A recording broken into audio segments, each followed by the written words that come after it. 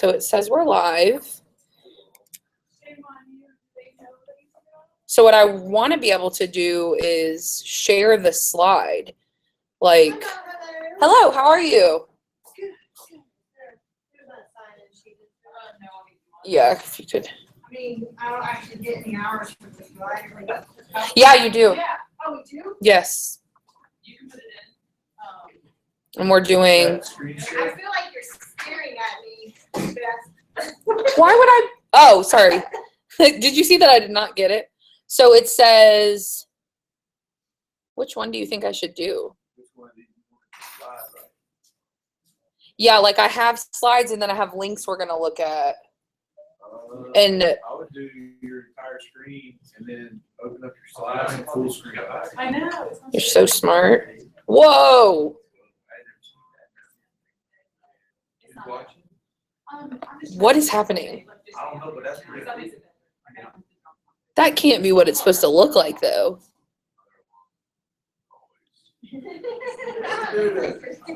My mother-in-law's here Uh, today and yesterday. Is that the slide down at the bottom? Google Hangouts is sharing your screen with plus.google.com. So Google Hangouts is sharing. So that should be what's on the screen. Yeah. I'm going to say we are live.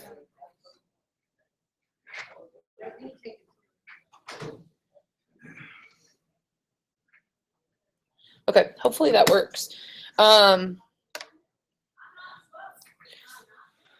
Yeah, so as far as the question about numbers with PLUs, I don't really I have understand. to drive to Nashville in this mess. Yeah. I've got it. Yes. So Carly's gonna give me all the stuff. Okay, great. Yeah. We'll have to show you some later. On Twitter, you know, we'll see. Hello. Hi. But Lori's gonna add in the exact hours, and then I guess you guys just register for it. Yes.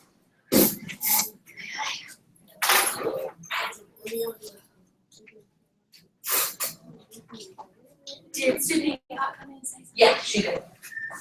Megan, I like how you wrote us a list of, you.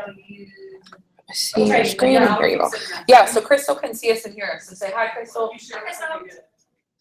Where is You she? can see us where. No, she can see the screen because I'm sharing. I could switch it if you would like to see her face to face.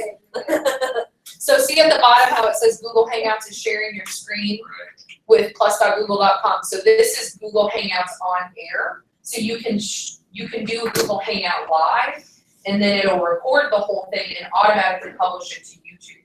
So what I'm attempting to do, because there were like 4 or 5 people that couldn't come today, is, and Crystal was initially just said she wanted to do a Google Hangout. Well, then I thought, why don't we just record it so that way those people can just watch it back.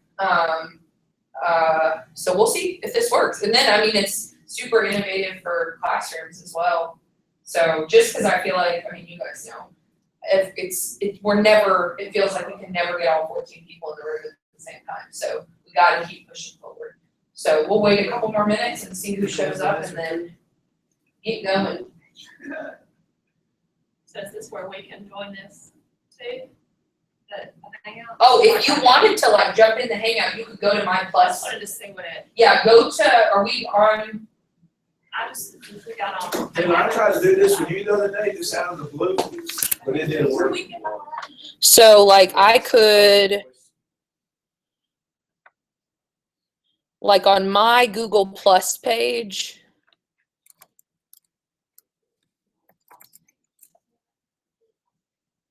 Well, you automatically have one through your Gmail. But see, like if you go to my page, you could just hit play. How many people can you put on the hangout? Mine is public right now, or you could do it private. Like we could do one where we just shared it to 7 email accounts. So I'm going to hit this share post and see if I can, Bridget, I'm going to put your email in there. Excuse me, please. He's Lolly. Your party's waiting up front. Again, Heath Lawley, please meet your party up front, and Jessica Smith and Caleb Smith, please pick up your reported messages today. Thank you.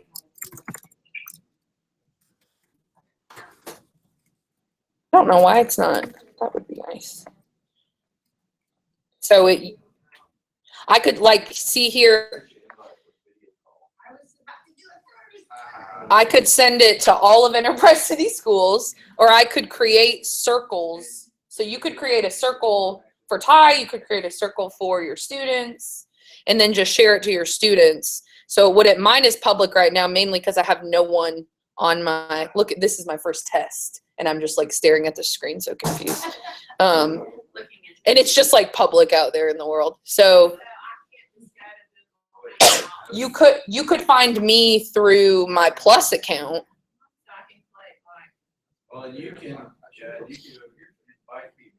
There should be a way where you can get a link to. I can search for you. That's, I will try. Josh, that's what I was trying to figure out. How could I tweet a link to this hangout? I haven't used Real Hangout. I've seen it done with like a deal called Zoom calls, stuff like that. Yeah, but I should be able to. That's what I was trying to, because I know What's the share section? when you do share post it, just repost it on Google Plus. Like you could, it doesn't give you a hyperlink. Right, I like. Oh, but you know what? Most of the Google stuff, you have to like, when you click share, there's like, you have options on how you want to share. That's this, right? There you go, But see, it doesn't give me a hyperlink.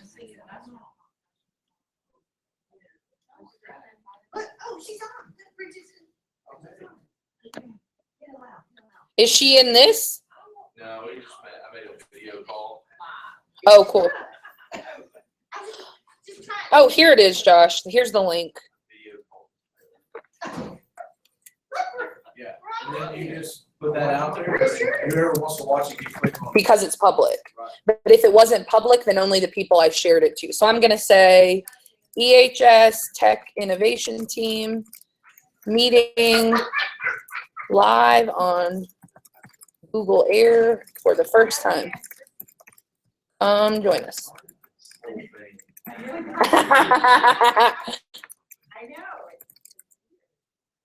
Okay, that is cool. But that looks crazy. Video call.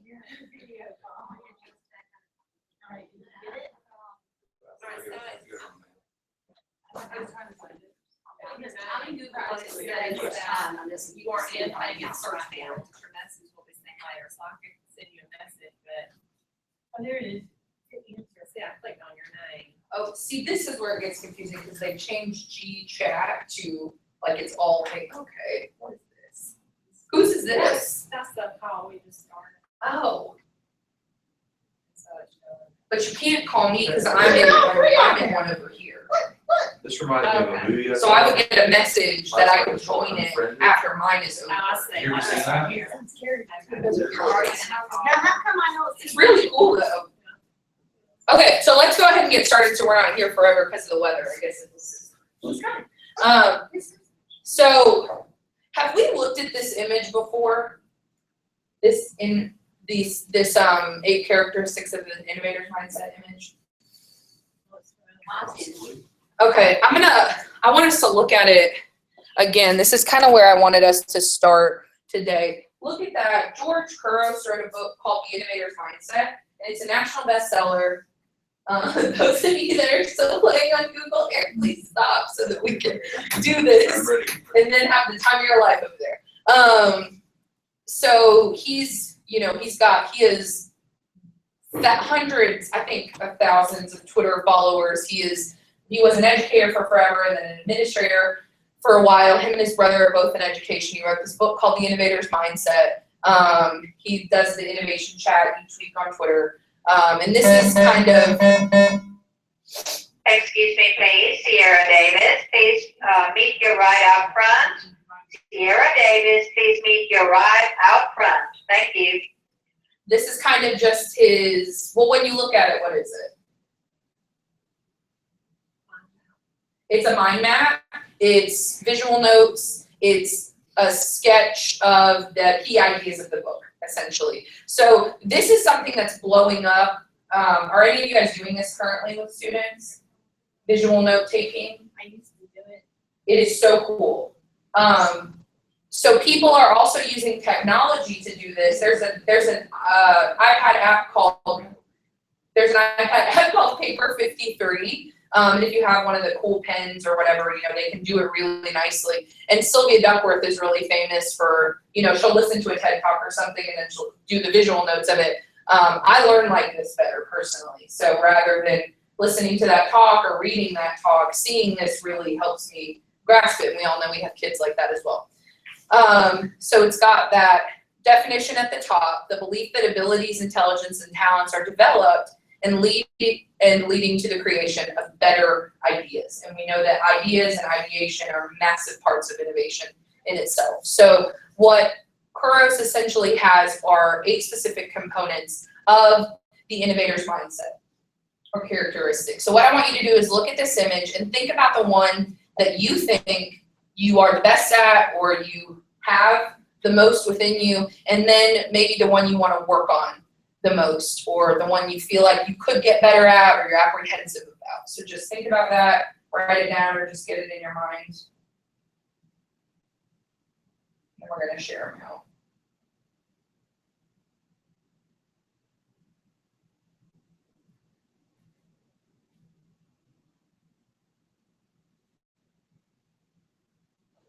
Someone can just share out once you've got them both, and then we'll just kind of go around.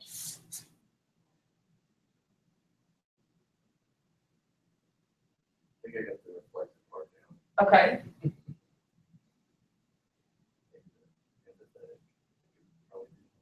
Yeah, absolutely.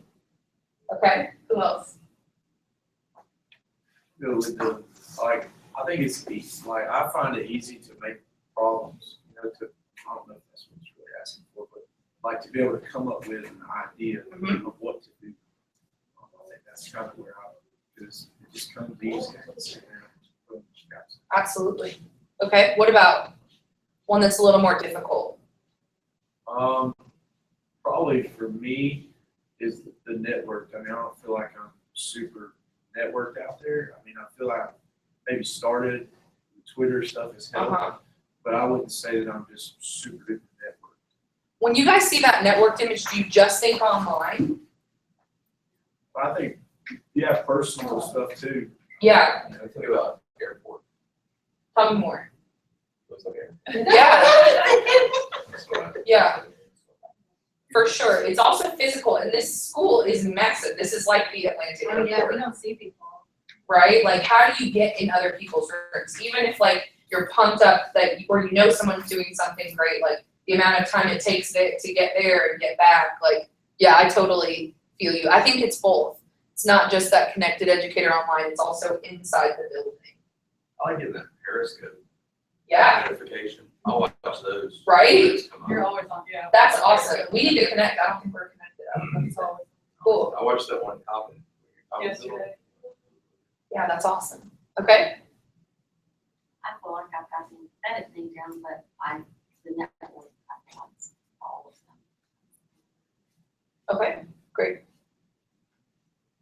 I didn't, since my kids have been in high school, the empathetic, I understand it a lot more practices, why you have to get an A because your GPA has to be a certain level or you don't get the scholarship, that kind of thing. The observant, I get too busy where I don't just sit down and watch the kids. Right. But to be aware of that is a huge step. I mean, to know that you get so immersed. I think that's great. Okay, Bridget, what about you? I'm very observant, but I need to work on That is fascinating, guys. awesome. I mean, think about that. Think about students sitting next to each other in a classroom. You would never know by looking at the two of you that you have the polar opposites of each other. How critical that That's why I is. get along so well. Yeah, no, that's probably a really good point too. Megan, what about you? In my classroom, I was I think I had the empathy and I was very reflective. I don't think I did a good enough job of allowing my students to be creative. Really? Yeah, definitely not in my mathematics classroom. Yeah, That's something that I would want to work on. cool. Kirby, all we're doing is looking at this and looking at the one that we think is our strength, and then the one that maybe we wanna work on. And I'm gonna read Crystal's, because she's live with us. And then you can think about, yeah, she just texted me her answer. She said, resilient because what I'm doing right now isn't working and it's hurting my feelings, but I should just bounce back and try again because not everything always works with a group of kids. So I don't think she would mind me sharing this, but what she's trying to do is really still use her Chromebooks and devices while she's out, but her son is getting frustrated, doesn't really have the class management down with it, but Crystal's still trying to use Google Classroom and things like that and have the kids creating and stuff in her classroom. So she's really trying to, I think that fits really well. You have one, Kirby? It's I okay. think I'm not a very big risk taker because the current situation I'm in, I'm not allowed to take risks with some other students because it's not just me in my classroom, like there is another teacher and sometimes an aide. So there are 3 adults and not one. So if it was just me, I'd take a lot more risks, but it's not. But I think I am very, try to be very. Yeah, absolutely. I think you have to be in the environment you're in too. Crystal asked if you guys have any suggestions or tips for her with what she's trying to do. Does she have 8 Chromebooks? Yeah, She needs to use my. okay, So she has like 30 students. Yeah. Plus. I have mine right now because we've been in innovation okay. in that computer lab. So let her know that there are some Chromebooks that she could borrow. And then also as far as dealing with her sub, do you guys have any advice? I guess I'm assuming is what she's asking. That's a hard job. Uh-huh, Is this her long-term self? Uh-huh. She's right now, so. yeah. Isn't it, Megan? Yes, Your it long-term? is the same. So I think her biggest question is, does she just buckle and say, okay, we'll just do textbooks? Or does she, so Kirby saying no, That'd be Suzanne easy. saying me, that'd be easy. Or is there, I'm gonna go to Bridget in this, honestly. Is there maybe Lori too, I think you have this kind of mindset. Is there a way to bridge? Is there a way to do both? Is the problem she's having that the sub doesn't understand the system and know what's going on, or is it that our kids are just not doing what they're supposed to be doing? She said the sub is like, thinks that the kids are like using the Chromebooks inappropriately sometimes, and that she also doesn't understand what they're doing sometimes. So she's like unsure of herself with them. For me, and I haven't had very many subs, and I don't really know like what I'm doing. I mean, I'm just really going off the fly on pants most days. But for me, like leaving as explicit instructions as possible.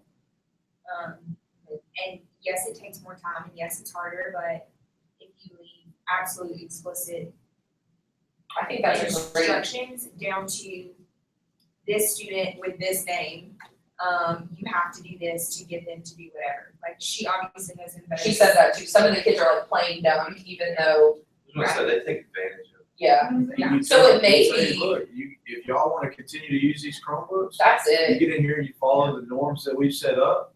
She and could record a if you- video to them and say that. If you can't do it, you'll be using a textbook. That's great. And only the kids that follow the norms per the sub, so give the sub that empowerment. But what about saying, I see everything you do on this. Mhm. I can go in there at any time and see every site that you looked at, your history and everything else. Don't make me take it away from you, because you will be doing worksheets in a book or something. I think those are And she could do that from her projector into the. Yes. Phenomenal. phenomenal. That's Face to it. face. I mean, I think it's more about laying down the law. She's like freaking out saying, thank you, thank you. So I think that's what you need to hear. And I didn't have any of those ideas last night and I felt bad. Okay, so then I did this with Holly Hill at Coppinville, and one of the Holly Hill teachers was like, oh my God, I'm gonna do this with my students. And so she printed it out and she basically gave them the same prompts. They defined the word innovation first, but I thought it was a really creative idea, a different way to get to know them better. So the rest of today is really, honestly, you guys, just about getting back on the same page. She's like, yes, thank you. exclamation points, is that list of things. So I originally had the ISTE-NET standards for teachers printed out that I was gonna give you guys after this, just to look over them, to talk about like the why of TIE and what it means to be a connected teacher, what it means to be an innovative teacher, but I think we can look at that next time. I also looked into the Google Certified Educator Level 1 test today. It's super short. I looked at some sample tests. Have you already taken it? I went through all of the modules and Uh-huh. everything, I just haven't taken the. Okay, test. I'm paying for it, so tell me when you want to take it. Well, and it was the reason why I haven't taken it. Okay. Is because they said you cannot be interrupted at all. Right. You have to have like, Well, and don't pay for it, Several because I'm hours. paying for it. which I mean, it's only like 10, 15 bucks. Yeah, but still, But I don't want you guys, because we're gonna do all the levels. I want you guys to get all of them, so by the end of it, that would be like $40. it takes a while to go through those Okay, modules. I mean, it took me several days. okay, so good to know. So my idea was that if we could get Google certified level 1 by the summer, so if you would do the modules on your own time in the summer, and then if we could all get the level 1, you don't have to do it. I think it's, you get the certification, you can put it on your resume. I think it would be really cool as a team if we were to say that all of the Thai teachers were Google certified level 1, and then you can move up at your own pace from there. If you want to get all the way up to that, I think it's trainer and then innovator is the highest level. Totally make it happen. I just want to pay for it. So let me know when you want to take it. The link is on this presentation, and I'll email this out to you right after. So you can just click on the hyperlink and go from there, and or maybe we could cheat a little bit and go through the modules some way. That first level, it's all stuff that we're doing with my classroom and Yeah. slides and docs and all Okay. that. So we already know how to do it all. It's just a process of actually going through, like, clicking through the modules, and like it'll ask you questions. You have to do it, and it won't let you just, you Okay. have to do it exactly right, or it won't let you go on to the next one. Yeah. So doing it together would be. Okay, so maybe we could set up some little sessions together or whatever. So I think it's super neat. And important, especially because we are using Chromebooks. So, and especially because Chromebooks are specifically, aligned to Google. So another thing, the Google Play Education Store is closing. That's mainly because of tablets. So it's supposed to not affect Chromebooks immensely, like in a major way. But for now, I think you have to go through the Google Play Store. But the Google Play Store still has every single education app that there is. And you add it in the exact same way. It just has taken away a couple of the education features. But I'm assuming that means that something new and better is being designed and coming. But as soon as we know, we will let you know. But I just wanted you guys, I read an article a couple weeks ago and I was kind of like, wait, what? Like, that would be like an Apple one-to-one school with iPads and then the app store closes. Like, you can't do that. So all the apps are still available. And then Connie Nichols at Dauphin found this really great website where essentially what this teacher has done is her website is Shake Up Learning, and the Chrome app and extension database. But I love it because she's got a visual of what the app is and a really brief description of it. And then you can see that you can kind of break it down, whether it's an app or an extension. Extensions are the ones up here. Apps are the ones that on your Chromebook you go down and they're actually, they look like if you would click on Google Docs or something. And they're kind of broken down more specifically, but not just by content and not just by subject. And you can search, and there's like 121 in the list right now. And she'll also take suggestions from you. So it's pretty neat. So Dauphin is really diving in deep with this. Yesterday, they spent about 45 minutes, and a couple of their teachers picked out like 10 of them. They took the time to all add them, and then they're going to try them out and then get back together and talk about which worked for them and which didn't. So, and it's super easy to add the apps. Like, it takes no time at all. You just go here, you search for it. It's the Google Play Store. Click on the app, you install. Okay. And you literally just go through. It's telling me I don't have any devices because I'm in the Google Play store, which is what I mean by this Google Play for education. So we still have to go through that. But trust me that I am. Brad keeps telling me to stay calm, Beth, because they're going to come up with something new, and they have to. But so this is super neat. So I would just check this out when you've got some time to do that. So the next thing is updates on the Innovation Celebration experience. So we all know that who is tired. Like RIP, right? I'm bawling outside of Powerful Conversations Network on the phone with Dr. Wright. Like, what are we talking about? Like, I'm in a room full of state people and none of them know that it's happening.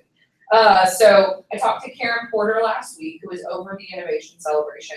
They still do not know who the interim superintendent is going to be. She has confirmed that they are still planning on coming to visit with whomever from the state. So hopefully the interim superintendent will come, obviously, if they are in effect.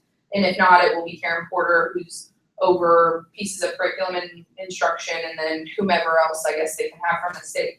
And we're also of the mindset that we're going to make this happen because we want to celebrate the innovative learning that's been happening throughout the year at all the schools. So it's going to be in, what is the room next to the Innovation Lab? What is that called? The NPO. Yeah, so it's going to be in the NPR room, and it's essentially going to be like a learning fair. So we'll have tables set up around the room, and we have representatives from each TIE team that are going to be showing examples of innovative teaching and learning. It's supposed to be from 8 a.m. to 10 p.m. right now. I'm volunteering Crowley and Robertson to be in the innovation lab if you are willing, with students. So you will have students in there showing visitors how it works, products they've made, et cetera, why we have the lab. But then what we're also gonna have is a couple examples from each school, and you're gonna have your things set up. Not everyone will be in there because we can't, it's impossible.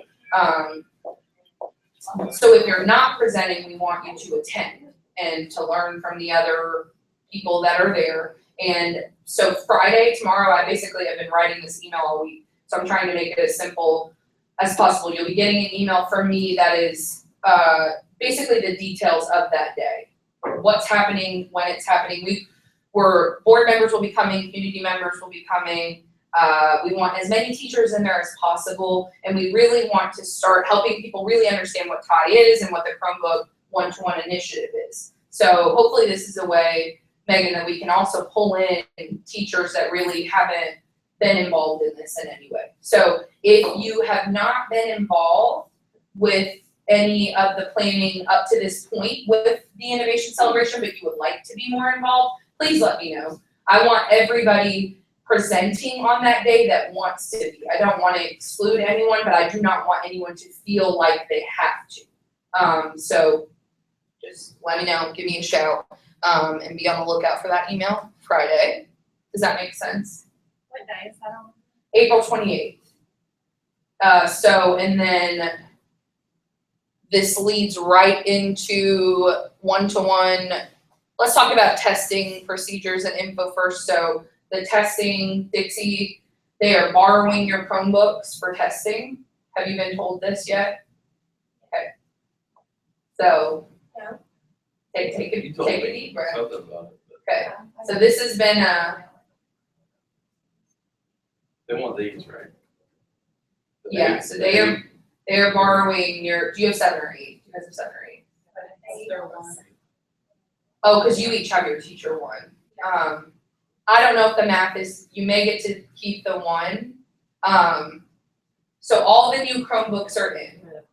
All your one-to-one Chromebooks are in, and they are at the Technology Center. They're being inventoried. They're being dropped off here on April 26th, and then they're being inventoried there. Then you have to turn in your Chromebooks that you have in your classroom on April 28th to Dixie by the afternoon of the 28th. So those of you that are presenting at the Innovation Celebration, please keep them. Do not turn them in the morning because you will need them. And then on the afternoon of May 4th, you will get them back. So please plan accordingly that week for that. And I apologize. And when I tell you I went to bat, I went to bat.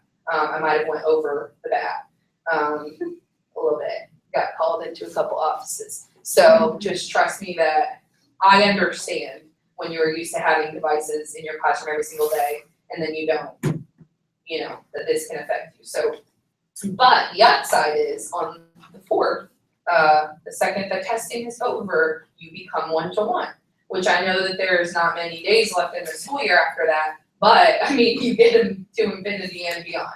So look at that, those last weeks in May as action research, like what works and what doesn't for behavior management, for classroom management, for storage, for charging. You are not getting power strips. You are only getting your computers and your chargers, and then you are getting a $100 stipend to purchase storage. So rather than us choosing, because every school is different, every teacher's needs are different, rather than us choosing one way to store these things, we just Googled like how much hypothetically things cost, and so you're each just getting $100. And what we started yesterday at Dauphin was a list, and JBT's already sent me some photos, etc., of photos and links with ideas for how best to store these. So if you have an idea, or you're already doing something, or you need an idea, and I'm going to send that link out to you as well. So figure out how the best way to spend that. And you can, if your storage only costs $50 and you want to buy more chargers, or you want to buy power strips, or whatever, I mean, anything that fits into that category is totally fine. So, and then we'll also be doing, I can't remember if I've told you guys this or not because it's been so long, a 2 or 3 day summer training with Ty as a district team, about 1-to-1 specifically. So it'll be about classroom management, digital citizenship, and really just brainstorming, developing ideas. How are we going to do this? What's the best way to do this? Here are some resources. And then there'll also be an opportunity for some of you, whomever would like to be a part of it, to also help train the new teachers that are going 1-to-1. Because in the summer, teachers will also be given, 50 more teachers will be given the opportunity district-wide to write a proposal to be the next group going 1-to-1 in the thing. So be on the lookout for that. So I'm talking so much. So that's it. That's all I've got for info. So questions, comments, concerns, ideas for any of that stuff. Shut it down on summer. No, but I would love ideas for how you guys think is the best way to go about scheduling this. Because I have all the dates of things that are already scheduled, but I would like you to have as much voice as possible, because I do not want half of us to not be there because of vacation schedule. So if you have an idea of the best way to go about doing this without putting extra work on you guys, I thought at the beach with you guys. hey, you never know with Dr. Wright. I could be like, so here's the thing with Pi. Not only are they each getting classrooms and 30 new devices, but we also like to send them to the keys. So, That'll take but you will be care of- getting stipends. Oh, I before was training. gonna say, what's a stipend? I've never gotten that before. But I was gonna say, that would take, I'm not joking. But I was gonna say, that would take care of that stipend thing. But I don't know. It's not gonna get paid for going. Yeah, so anything else with this? Okay, you two are presenting now since your BFF's over there anyways. I'm cutting you off. So what I want you to do, Lori was tweeting links to her latest projects today. And I was seeing them popping up. So I was just watching them and adding feedback. And then I went to Josh's last post because he's been tweeting this week too about the project they're currently doing. But rather than me talking through that, I thought it would be cool if each of you kind of shared, Josh about your current project and Lori about the project they just posted. And then what we're gonna do today is just getting partners, and I think there's 6 videos total, 3, maybe 4 or 3 from each of you that are currently posted, 6 or 7. We're gonna watch them and give those kids some authentic feedback on their projects that were made in the Innovation Lab. So if you can just talk about what the projects were, brief description of the design of them and process you went through in the Innovation Lab, and then we'll watch the kids' product, which they're all legit pieces of. I can't wait, that's what I'm like, I'm literally like just refreshing your page. No, we'll do it again once they make the new ones, that's the thing, that we'll be sucked in. So, I talked about the project the last time we did green chemistry, where they were choosing some kind of waste management issue, something caused by chemistry, some environmental issue caused by chemistry, and to come up with solutions for it. And they pretty much had to choose how they were going to do everything. And I didn't even know how to turn the monitor on the Mac. So they taught me, how to do all this. The only thing that I learned quickly was how to do green screen, so I went in and helped them with that. Other than that, and they did it all on their own. And yeah, it'll just speak for itself. I learned so much. And I tell you one thing I never thought about. I was concerned about this much effort on one thing. I've never enjoyed grading something so much in my entire career. wow, This grading was enjoyable. that's amazing. What do you teach? Chemistry, What, level? creative. So what grade is that? 10th grade? They're 10th graders, almost all. And I teach the same thing, but I have a regular chemistry class in there. The first one that we did, we took, and basically when you get into chemistry, there's some stuff at the beginning that's kind of just it's really boring. They've heard it a lot. So this time, instead of me teaching it, they had to basically take matter and they had to create a video breaking down the different categories of matter. So they had to talk about substances, mixtures, and I gave them a lot of freedom with this one.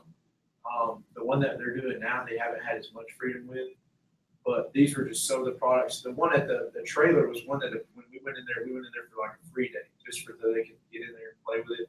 And some girls were like, "Oh, we're gonna make a trailer," so they made a trailer. But these were three of the better ones I had. Some of the other ones, they just weren't really, they didn't take it as serious. But these that they're doing now, we haven't had to take time to show them how to go in and make a lot of, we haven't had to show them how to put video clips in there, so we're able to focus on, hey, this is how you detach audio, this is how you enhance the sound, these are how you add video effects to this. So these guys have actually taken and made like a full-blown like movie. They're CSI agents, and it's been really, really awesome. It's been really awesome how they're actually doing theirs. With the new one, all they had to do is they had to show 4 chemical reactions, and then they had to give the formula and explain what was happening. But these guys have decided to make this full-blown movie, and I'm really excited to see. I'm really excited to see their involvement. It's just so cool to see them all leaned in like that, and so I feel like you've got a couple more. I know it's different at different levels of kids, but they were so focused. But Josh, you're doing it with regular level kids as well, aren't you? Regular kids are, and they actually get in there. Some, not all of them, but some of them get in there, and they're all about it. It's been really fun. I saw a crazy Snapchat of you today too with the fire thing. I don't know where that is, but you guys know, I wanted you to also share if you would, Taylor, what you're doing with Snapchat. We make Snapchat videos like before a test. And so I made some yesterday, and they're really lame. But I had over 60 views. That's 60 kids that went in there and watched those videos. And they were like 10 or 15. Do you have like just your like a AP site? Yeah, I'm not friends with them. She doesn't add them back. I don't add them back. You just put it on your story. I have a couple of people that I know that are older that I'm friends with, but what'd you say? You just put it on your story. I don't even, yeah. And then you can download your whole story Right. and make it in one video. Yeah, will you briefly explain that project? So I gave, which project? I'm sorry. The part where this blew my mind. So she put the directions on Google Classroom and basically, yeah. Yeah, and so they went around and they were supposed to look at different perception things like so sorry. No. Linear perspective and gradient and stuff, and they were supposed to take videos of it. And then all they had to do was download, because it's only like 10 seconds, and then they download their story, and then they uploaded it to Google. And they, you were saying about fun, they've been running around making these videos. I had to make motivational workout videos. They were so funny, but they, And they're learning the stuff. well, I sent them out, and then I was like, I'm all by myself. What do I do? But how smart to download the story. So if like, let's say that the story is 6 different elements of perception, and then they download it and they upload it to Google Drive, then they share it to her, she gives them feedback, that's how she grades it. I mean, that is such an innovative level. When I tell you I was tweeting this and people, not only it made them as a teacher create a teacher Snapchat, it was a completely innovative and new way of teaching, creating, assessing, using this tool that parents are so afraid of and that is doing terrible. It's probably the worst tool we're dealing with right now as far as negative digital citizenship. I mean, the things kids are doing, All on it. and you're showing the most positive use with it possible. My mind is just blown by it. I think it is the neatest thing. Yeah, I never would have thought to use. Yeah. Cause I'm like with Snapchat, I'm like, stay away.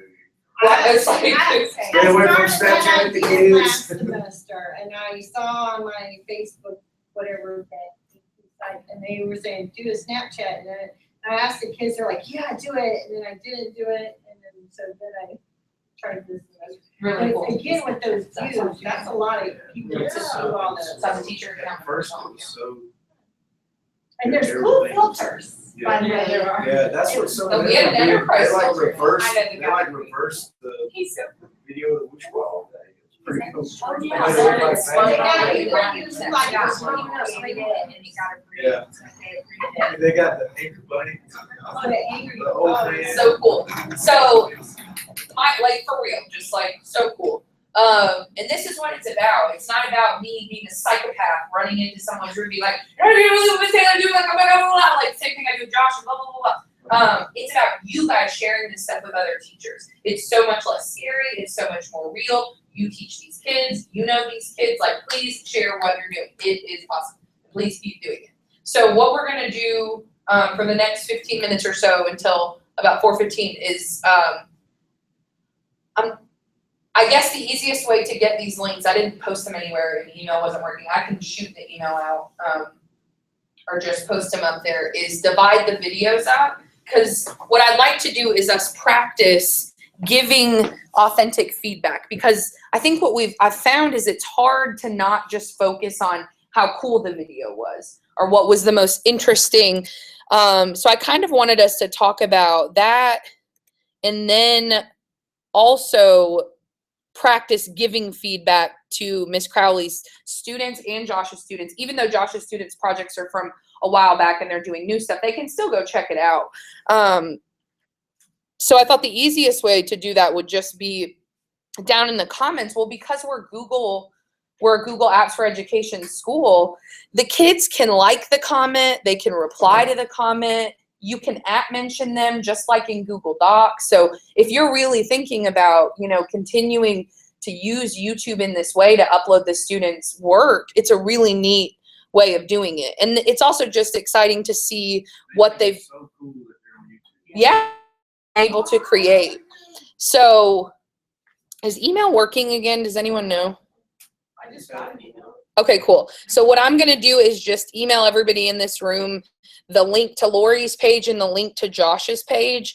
And so we have seven videos total. So let's just, Well, the one with Parker is fun to watch, but they're not finished with theirs. yeah, and that's what I told him. I was like, you're either leaving me like in the middle, but I still think people should watch it just to see the quality of it is phenomenal.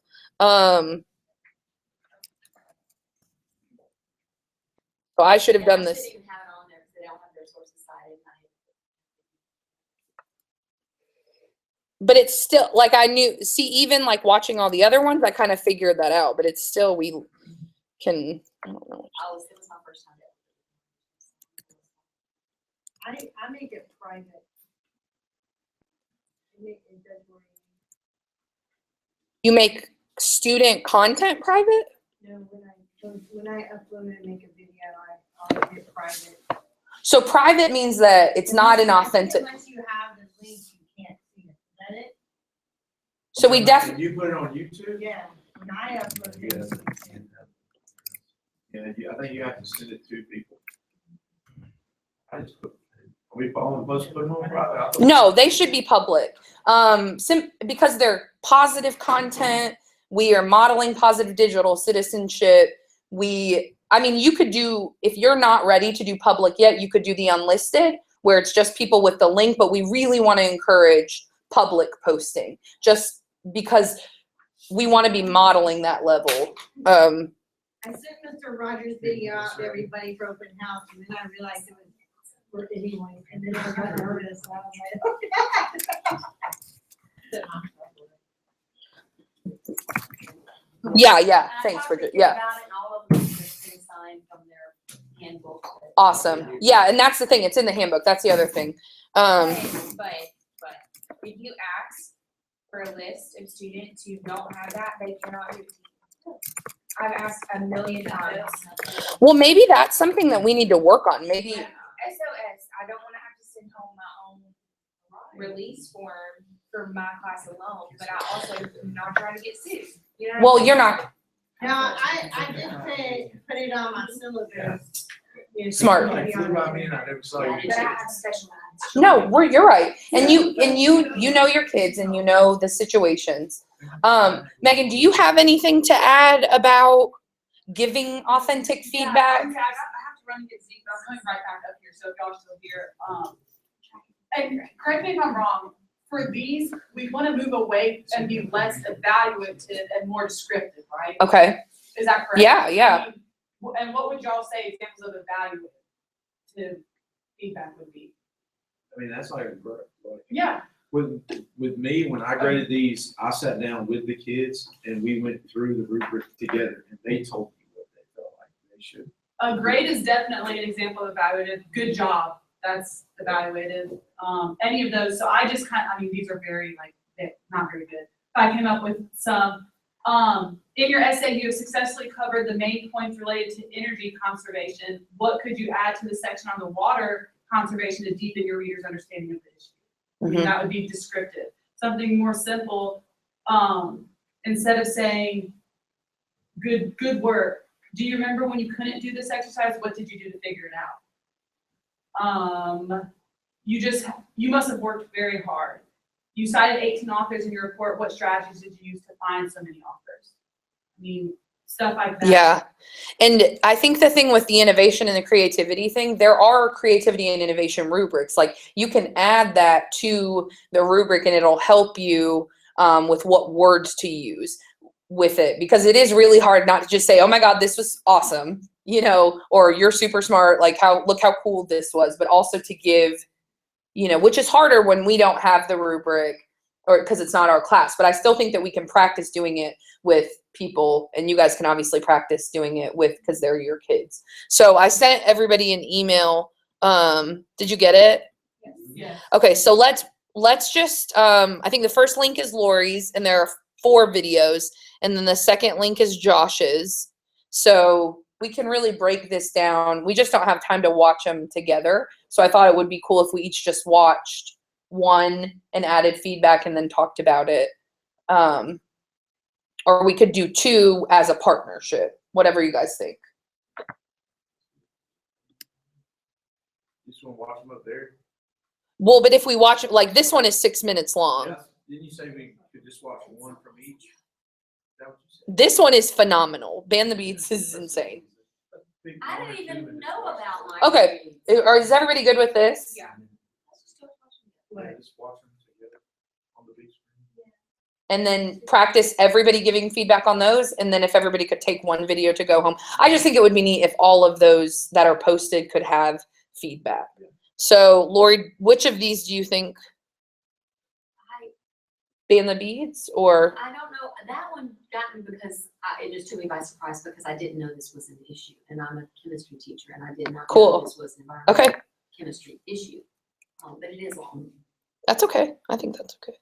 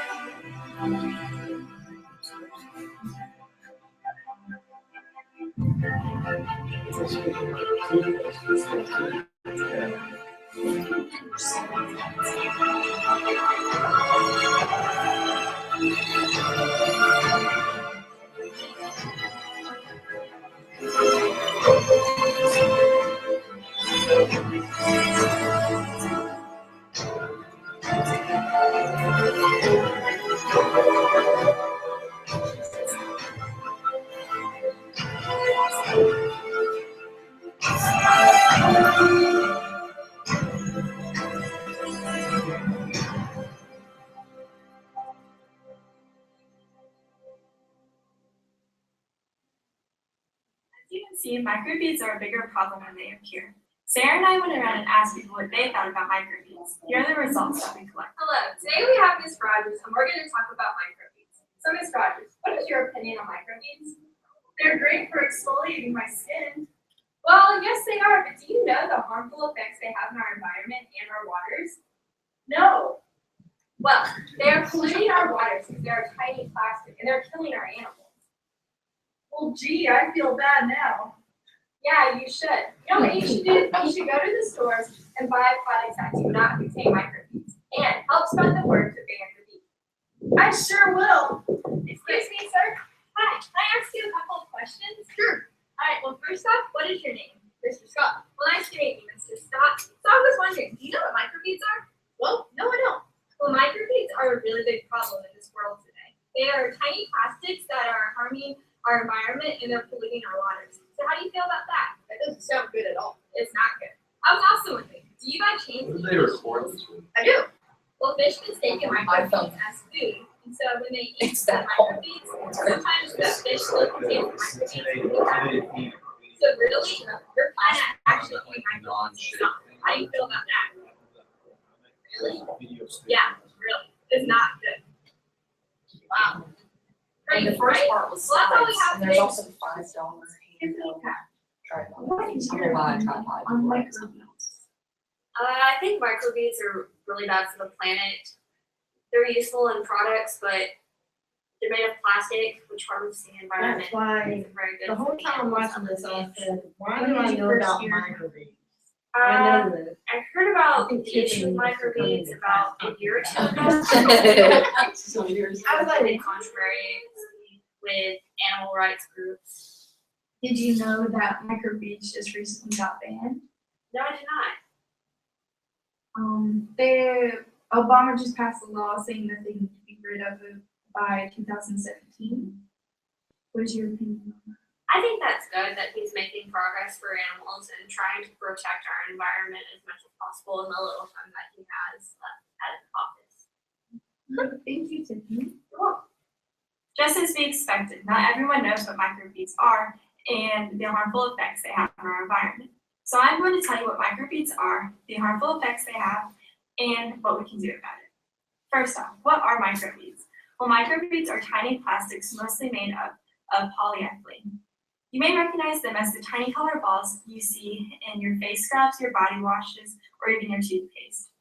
Microbeads are not biodegradable, which means they cannot be broken down naturally. Some alternatives we can use are ground up almonds, oatmeal, sea salt, or coconut husk. Microbeads play the role of exfoliating your skin. However, once they are washed down the drain, they become a hazard to our environment. So how do they become a hazard to our environment? Well, did I mention that they are very small? In fact, they are 1 millimeter in size. Most water treatment plants cannot filter out microbeads, so they end up flowing into our lakes, streams, and oceans. During their journey to the open waters, they accumulate a lot of chemicals and toxins. Some chemical compounds they collect include polychlorinated biphenyls and polycyclic or But aromatic it's critical to knowing that they In understand. 2012, an experiment was taking place on the Great Lakes. Lake Erie consisted of the greatest amount of microbeads.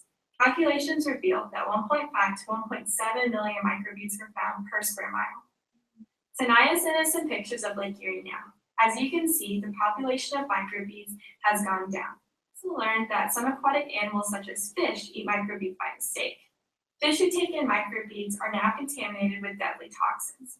Humans eat fish as a source of protein, and if we eat fish who ate microbeads, our bodies now contain those deadly toxins as well. So what can we do? Well, to start off, we can look at our products that could possibly contain microbeads and check the labels. As a school, we can help spread the word about microbeads and help ban the bead. We can make sure that our school does not contain soap that has microbeads in it.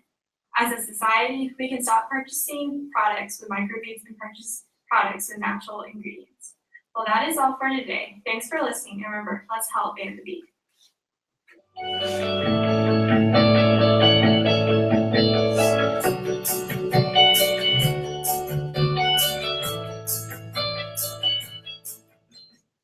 Awesome.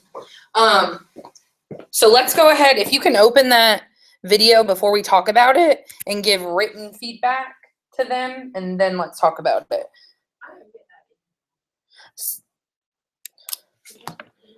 Let me double check. I may have Put the missed. feedback in the comments. Yeah.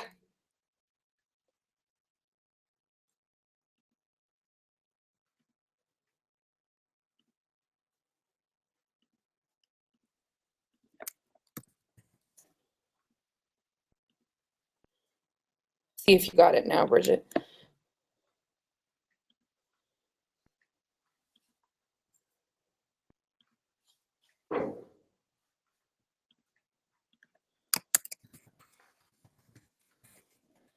We took a hoot off of the internet for a little bit. They're redoing the filter. They fixed it. And masking, cool math, they were very upset about that. They took cool math off.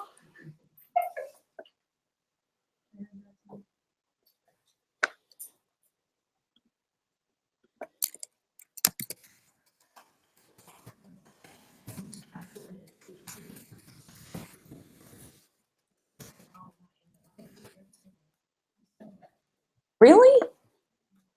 Let me try to tweet it to you.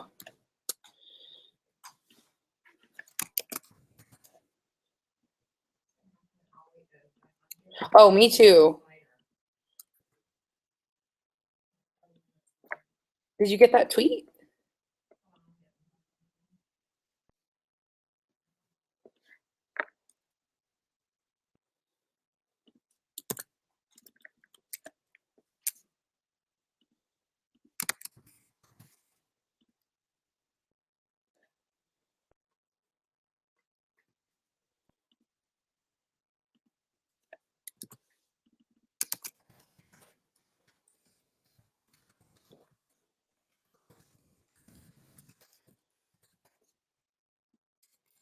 I hate it when there's weird videos on the side.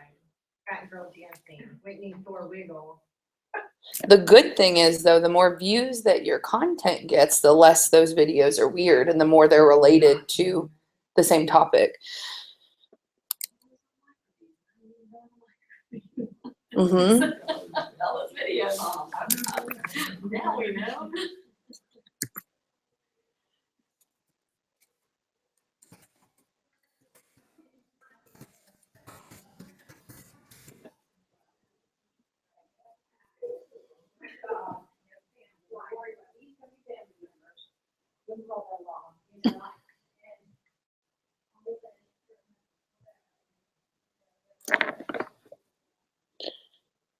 It's really hard not to just say, wow, that was so great. I know. I know. That's what I said. But remember, we're trying to practice like authentic descriptive feedback. So do your best to. All right, that's tight.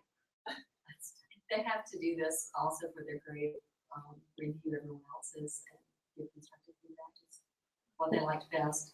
One way they could improve is one little tip on how to improve. Have Crystal Cross asked if she could please see your rubric and checklist or whatever for this project.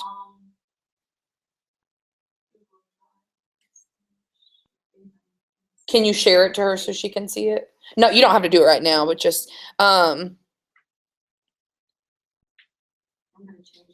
have you thought about, and this was the first time I've ever thought about it, because they have their Google accounts, could they not give each other the feedback under the video? And they did their, they reviewed their group. They did that on a Google form. Cool. That's awesome.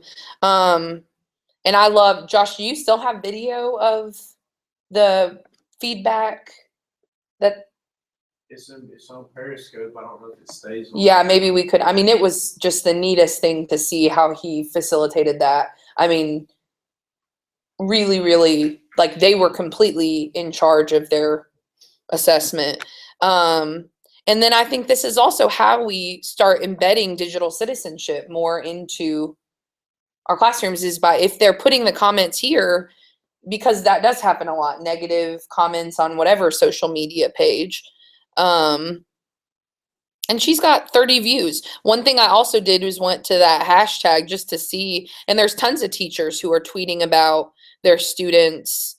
So I just replied to this student here, or this teacher here, and said, hey, you should check out Crowley Kim's students video on this. So maybe she'll show the video to these younger students and they could connect further from there. I mean, just to kind of engage them even more. It looks like think.org also has a petition you can sign about Ban the Beads. So that group could have even taken it, could still take it further there.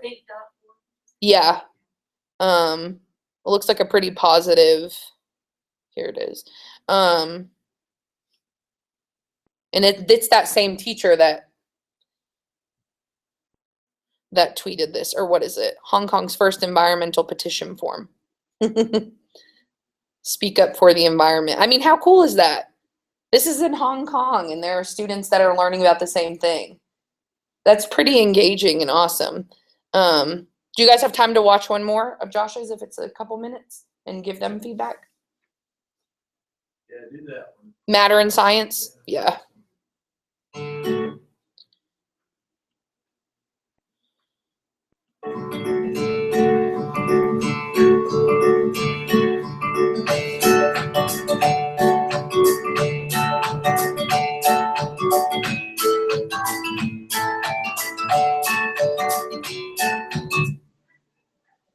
This is table salt. Sodium chloride for the scientists out there, but it's a pure substance. A pure substance is anything that cannot be broken down by physical means. So if you were to break down the sodium chloride chemically, you would have atoms of sodium and chlorine, meaning it is also a chemical compound due to both of them being mixed together. This, my friends, is my favorite pure substance. Made famous by the sweet flavoring it brings the world's best desserts, this is sugar. Sugar is a pure substance because it only contains one type of molecule. In this case, that molecule is the substance called sucrose. Sugar can be broken down into carbon, oxygen, and hydrogen atoms. Carbon, oxygen, and hydrogen are examples of elements. An element is a substance consisting of atoms which all have the same number of protons. A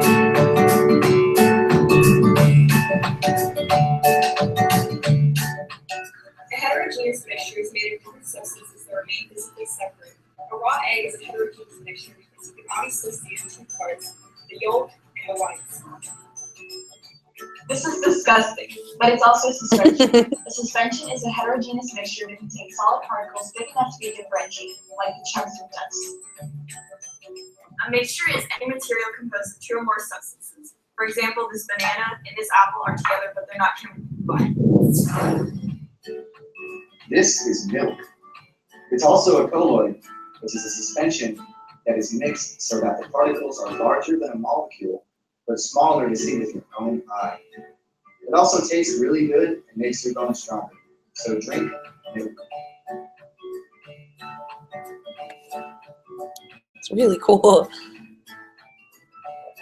mixture where the components are evenly distributed and the makeup of the mixture is the same throughout. Coffee is an example of this because the mixture is the same throughout. I know I drink coffee, but when I do, it is a mixture. And then this madness, which I missed that it was a deleted scene.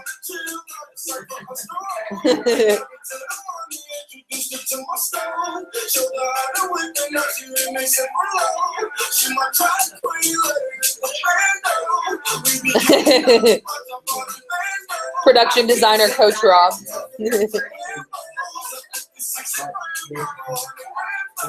through that stuff there about the bonus and stuff, because they have to either choose whether or not this will be shown to the elementary or middle school science class. And so I put these up on YouTube so that some of the science classes in the system could use them. Yeah, which I thought Josh, you guys did a really awesome job with this. Sometimes people forget small things like the title and making sure that your title is as clear as it can possibly be. And then this helped me so much, even though Josh had told me 3 times what they were doing with the project, that he wrote this description out and that he chose the right category. Those make a big difference even on the videos on the side. Really, really great stuff. So go ahead and add a comment for them, please. And then we'll chat a little bit and then we'll be done for today. So when y'all did these videos, did you allow them to upload it to their own channel or just to your channel?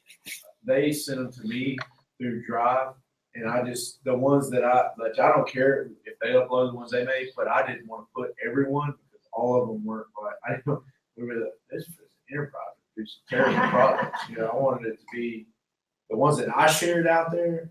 I just wanted it to be some of the better ones from the group.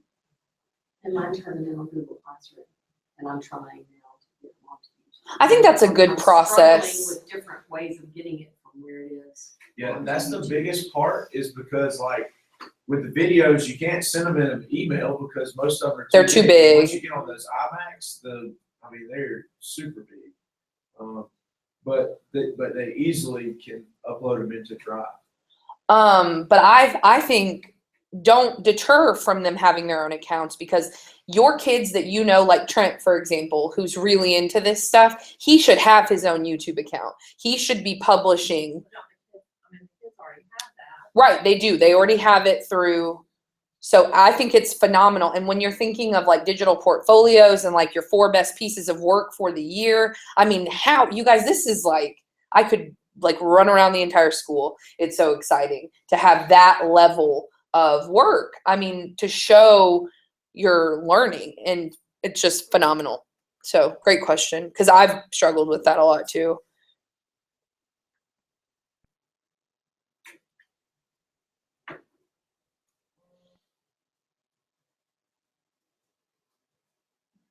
Tell you what's really been getting some plays, and this may be me telling on myself, Yeah.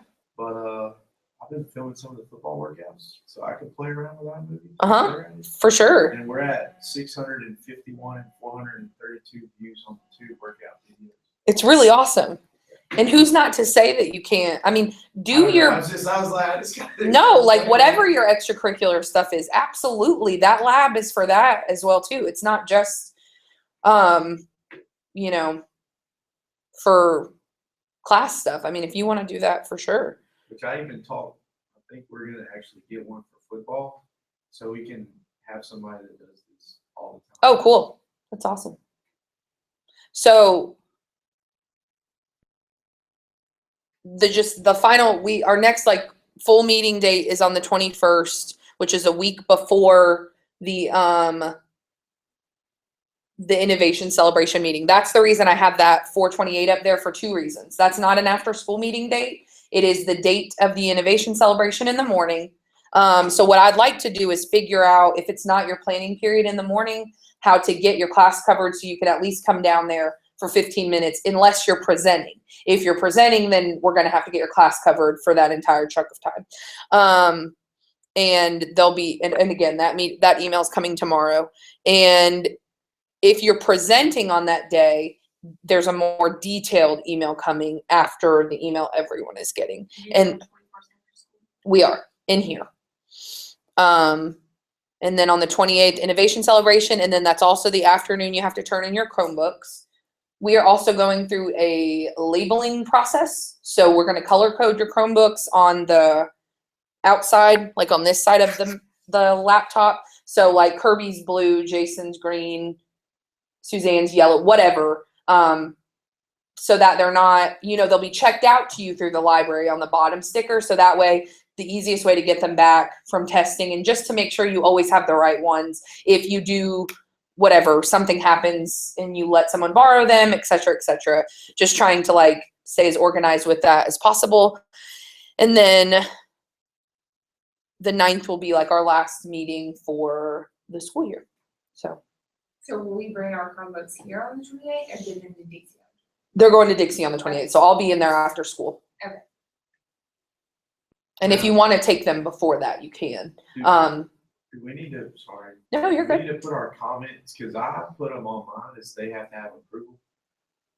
Is that? up On to us? YouTube? Yeah. Oh, 100. That's I didn't want- absolutely up I to didn't you. want people going on there, but oh, this sucks. No, that's, I mean, that's another really good example of digital citizenship, things like that. Like, no, absolutely. 100%. And the thing is, we've got to say those things, all these things out loud so that we come up with the best solution. But mistakes are going to happen. Those things are going to happen. We just have to deal with them in the best way possible and not let them deter us from never trying again, from never posting again, from never doing it again. And that's what happens when you're the guinea pigs, right? When you put yourself in the water first. So any other comments, concerns, ideas? So if you have been coming to the Innovation Celebration meetings, be on the lookout for a double email situation for me on Friday. If you haven't, but you would like to be, let me know. And sorry if I'm about to send you a lot of emails. And I'm happy I finally saw some of you. And thank you for coming.